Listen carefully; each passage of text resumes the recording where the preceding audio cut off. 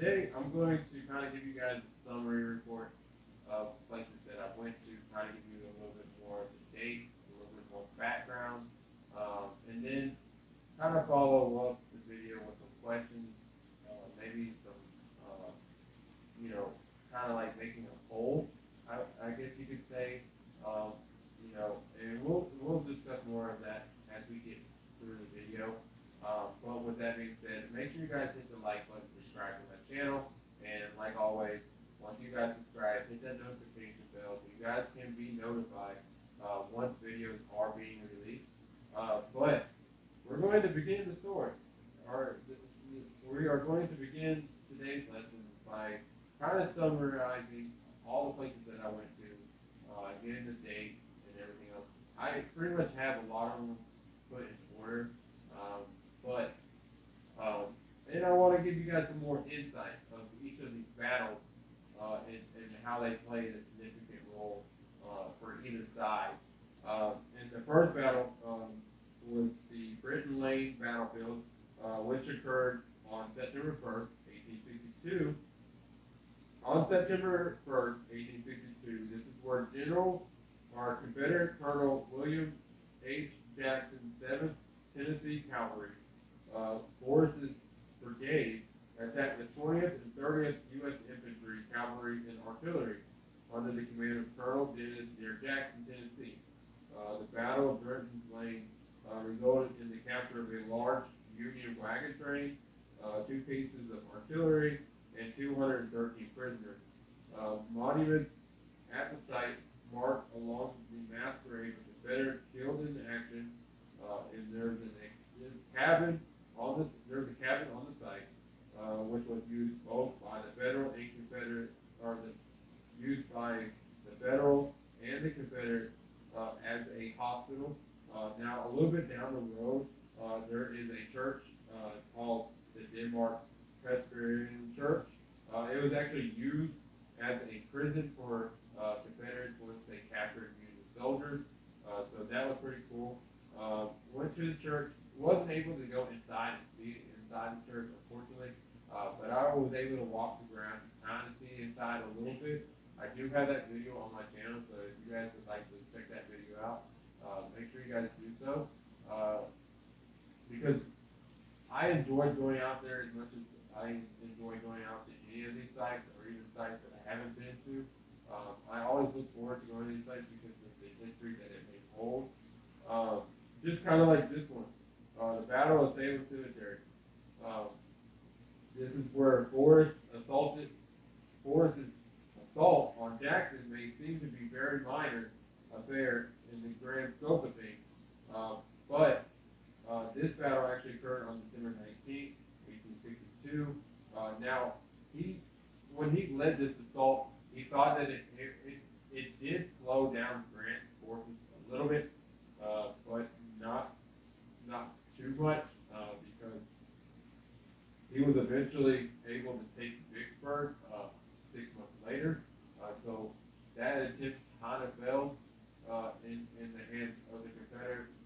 Um, Now, we do have Stone's River, which occurred on December 31st, 1862 through January 2nd, 1863. This is where Bragg gives up the field on January 3rd and withdraws his forces southward to Tahoma. The North is in control of central Tennessee, and the Union victory provides a much-needed moral boost, especially after the recent loss at Fredericksburg in December 1862. But the Battle of Stones River results in some of the highest casualty rates of the war.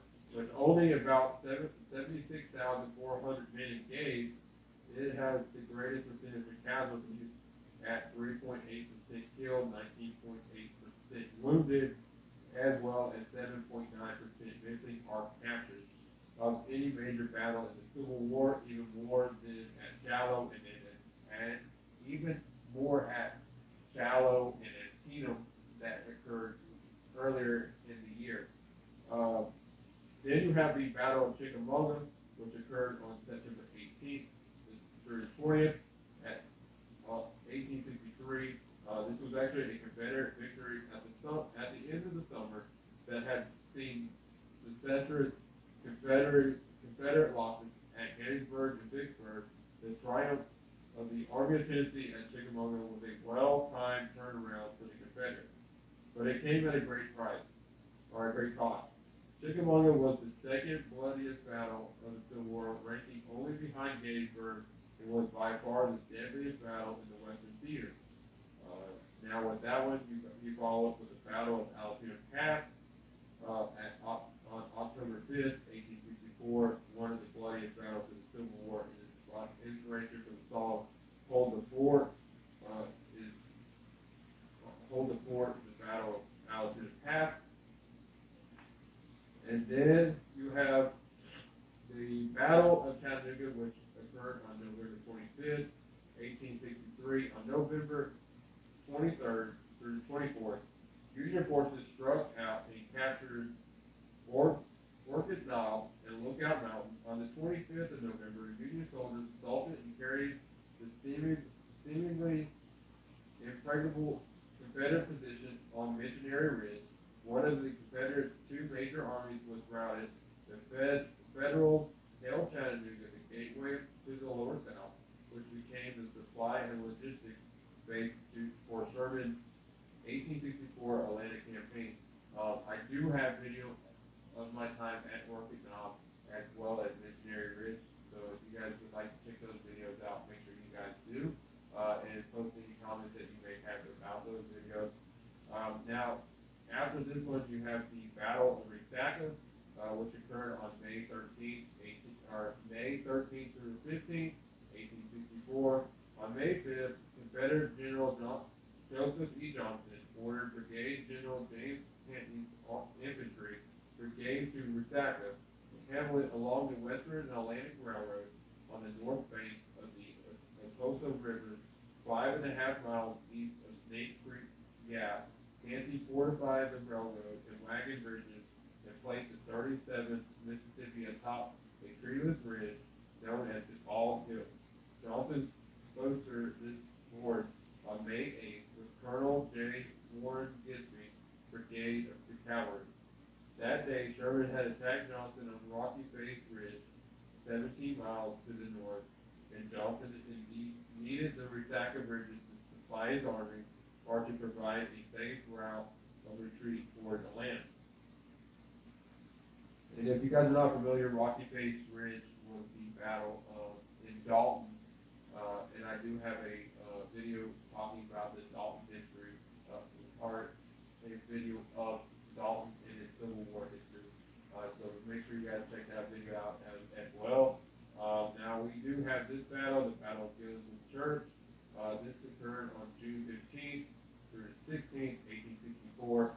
During the afternoon of June 16th, elements of Major General John M. Schofield's 23rd Corps, probing on the Union right toward Lost Mountain, advanced to a position which amplified Cleveland's work at Gillian Church. In the afternoon, Federals brought up artillery and soon were shelling Cleveland's lines. This development plus news that the enemy were threatening to turn his left at Lost Mountain led Johnson to order Lieutenant General William Hardy to withdraw during the night from Lost Mountain and Gillian Church back several miles to a new line west of Buck Creek. And from there, you would dive into the Battle of Kennesaw, which occurred on June 27th, 1864. Mile by mile, William T. Sherman and Joseph E. Johnston slowly made their way toward Atlanta. Along the way, the armies clashed at New Hope, Pickett's Mill, and Marietta.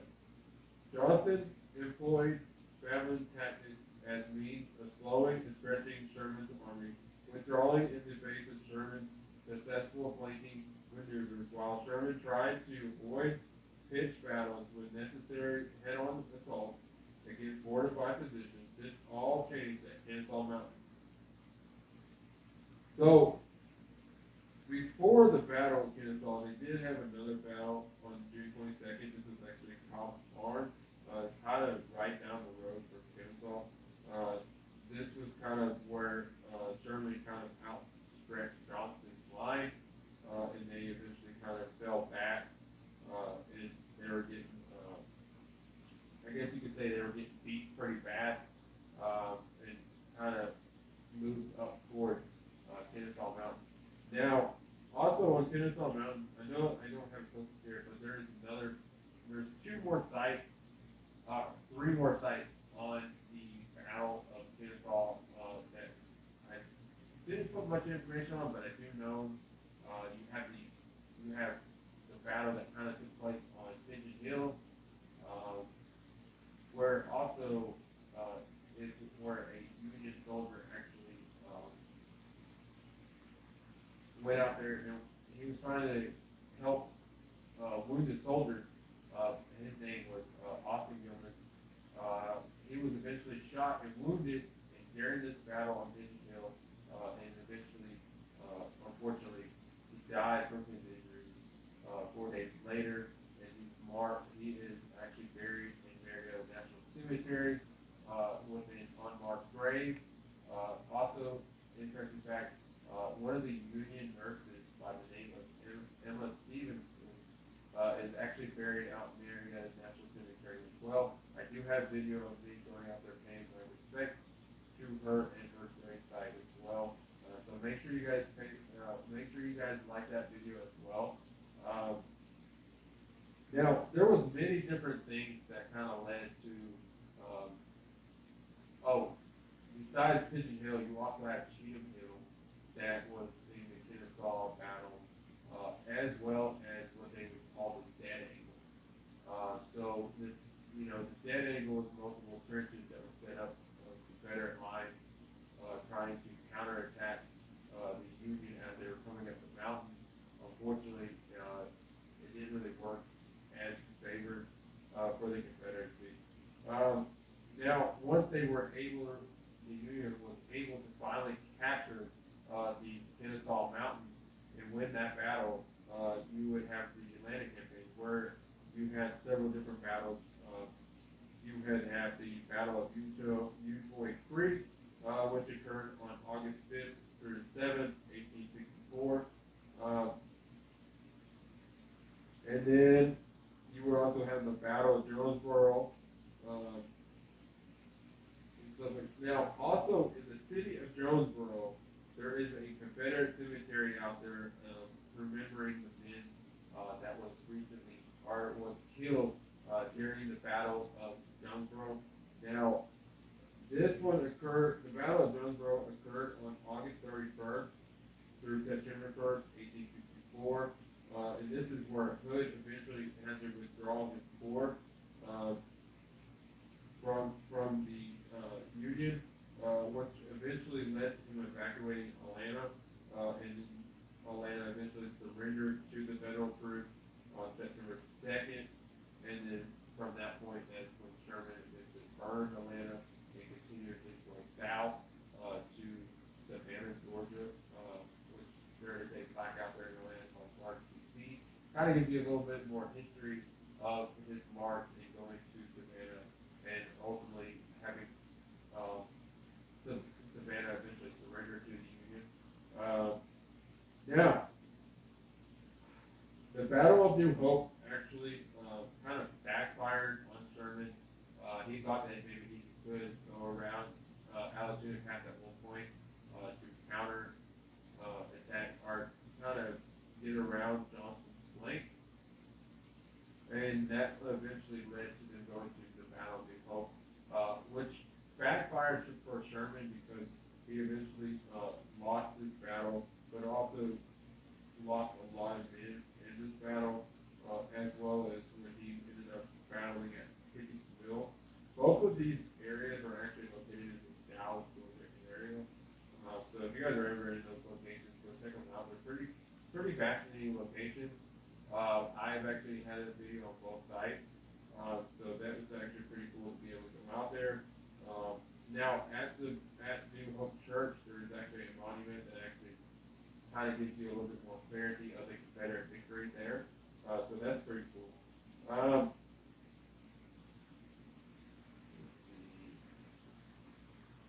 Yeah. And then on May 7th through 13th, 1864, let's talk about the Rocky Face Battle, which occurred on May 7th, 1864, when General William T. Sherman's Army Group had crossed southward into Georgia and advanced toward Joseph E. Jones's Army defending Atlanta.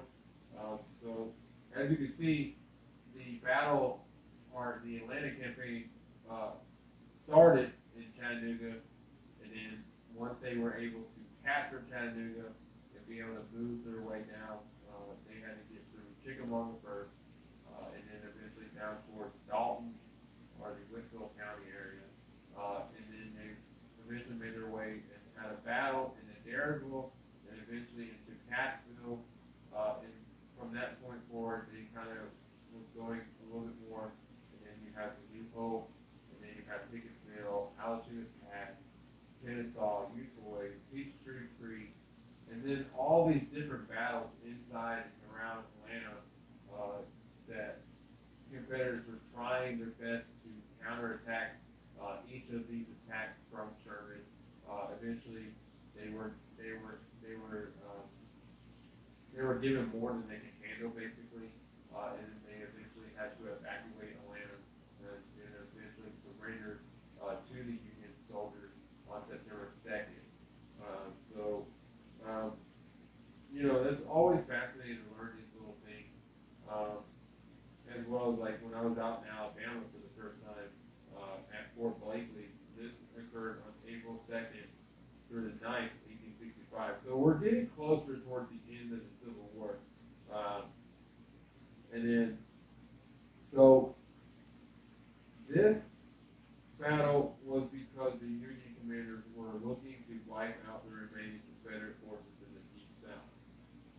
So basically, this is kind of going into Mobile, Alabama, where you had the battle at Fort Morgan, Fort Gaines, the Spanish Fort, and so forth and so on. And eventually, at the Battle of Mobile Bay, it was a long-lived, lengthy battle. I'm trying to look right here. I'll give you guys a little bit more information on that. It was actually, so Fort Gaines actually surrendered on August 8th, and Fort Morgan eventually fell on August 23rd.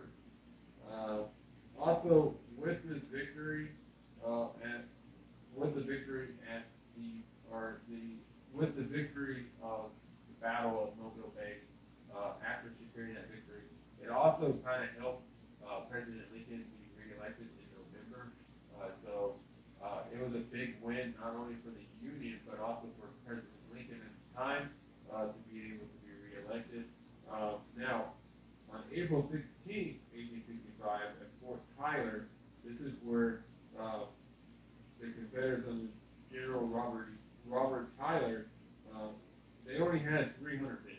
The Confederates only had 300 men. But they were able to withstand advances of 3,500 Union soldiers and keep that fight going for at least 8 hours before the fort finally was captured. Now, right down the road from Fort Tyler, there is the Tyler Cemetery, where General Tyler is buried, which is also the last general to fall in any battle of the Civil War, as well as when Fort Tyler falls, it also got the title as the last fort to fall. Now, another interesting, surprisingly cool fact, with the fall of Fort Tyler, when this was going on, this was actually going on at the same time that General Lee was surrendering to Grant at the courthouse in Virginia. So there was battle going on even with the surrendering occurring. Now, my favorite spot in Tennessee, well, I would have to say that Lookout Mountain was a pretty cool spot. Just the view, the scenery, even going up there to the Craven's house, that was very fascinating. But I also really, really, really enjoyed Selkirk, just because of the scenic, the history, the rock trenches that we've seen there. That was actually pretty cool. How they had trenches that was kind of like made in rock. If you guys are not familiar with that, check out my Stones Forever video. It's a great piece of history. Um, but I enjoy doing missionary rich activity as well.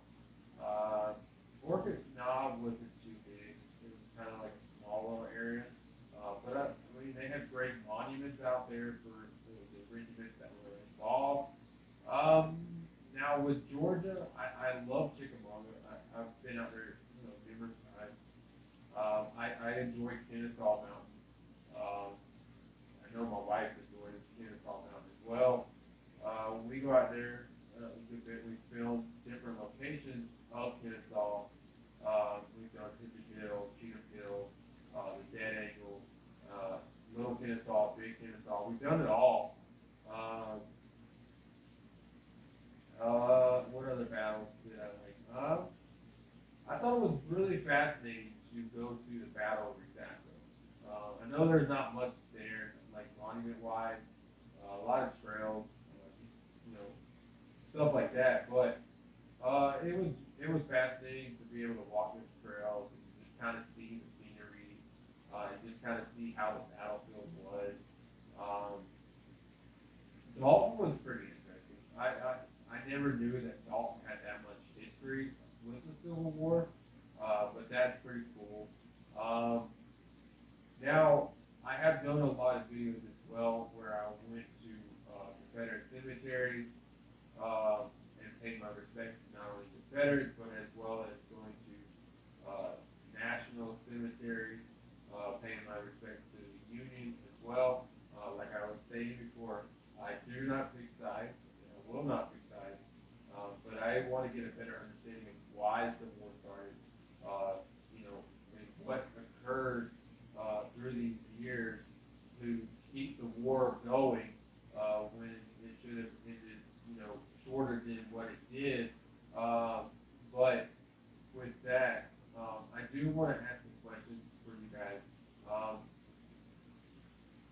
what would be one battle that you would like to go to if you had an opportunity to go to?